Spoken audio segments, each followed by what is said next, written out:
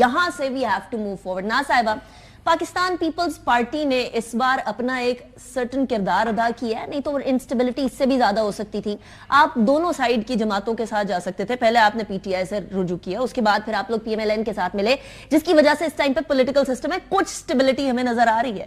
لیکن یہ آپ کیسے دیکھتی ہے پریزیڈنٹ صاحب کا روک کے رکھنا اس سمری کو؟ فی الحال ابھی تک کوئی سائن نہیں ہوئے, فی الحال ابھی تک کابینہ کو نیشنل اسمبلی کی سیشن کو بلانے کی کوئی بات نہیں ہوئی, اس کے بعد پھر obviously کابینہ کے اوتھ ہوں گے and everything. How do you see President صاحب کردار؟ دیکھیں, فرسٹ آف آل تو میں یہ بات کہوں کہ ہم نے کوئی پی ٹی آئی سے رجوع نہیں کیا تھا. ہم نے یہ ایک اوپن جو ہے اوپننس دکھائی. ہم نے کہا کہ جی جو سیاسی جماعت, because fact of the matter is کوئی بھی سیاسی جماعت یہاں پہ واضح اکثریت یا سمپل میجورٹی لے کر نہیں آئی. جو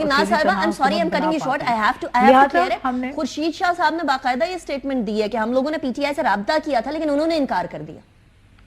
آپ چاہیں تو میں سنا سکتی ہوں. دیکھیں, ہم نے تمام سیاسی جماعتیں جو جمہوریت کے اوپر یقین رکھتی ہیں اور جو چاہتی تھیں کہ پارلیمنٹ جو ہے وہ اپنے ایک عمل میں آئے اور اپنا کردار ادا کرے اور پارلیمنٹ کو اسٹرینتھن کرنے کے لیے آگے بڑھ کر حکومت فارمولیٹ کی جائے, کیونکہ یہ اس طرح سے تو نہیں چل سکتا. ایک ڈیڈ لاک کی صورتحال میں تو ہم نہیں رہ سکتے.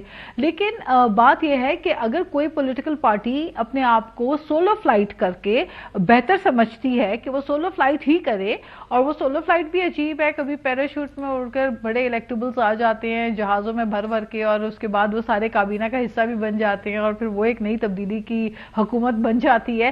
خیر, I don't want to get into that past, لیکن ٹھیک ہے, جو اپنی غلطیوں سے نہیں سیکھ پائے, مجھے نہیں لگتا یہ کسی اور کی غلطیوں سے سیکھیں گے.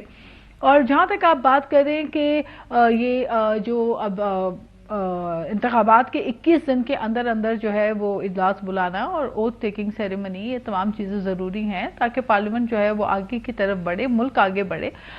تو اس میں آئین کلیئر ہے بالکل. ابھی آپ نے تھوڑی دیر پہلے جو آئین, ناز بلوچ صاحبہ, آئین 90 دن کے اندر انتخابات کرانے کے حوالے سے بھی کلیئر تھا, نہیں ہوئے. آئین صوبے کے جو کے پی کے اور پنجاب کی اسمبلیز ڈیزالو کی گئی تھی اس کے بھی 90 دن کے اندر انتخابات ہونے تھے. آئین بھی کلیئر تھا, سپریم کورٹ بھی کلیئر تھی, نہیں ہوا. تو کیا ابھی کی سیاست by the book of constitution چل رہی ہے؟ انیکا لیٹ می ٹیل یو پھر وہ کیوں نہیں ہوئے الیکشنز وقت پہ؟ اس کی وجہ کیا تھی؟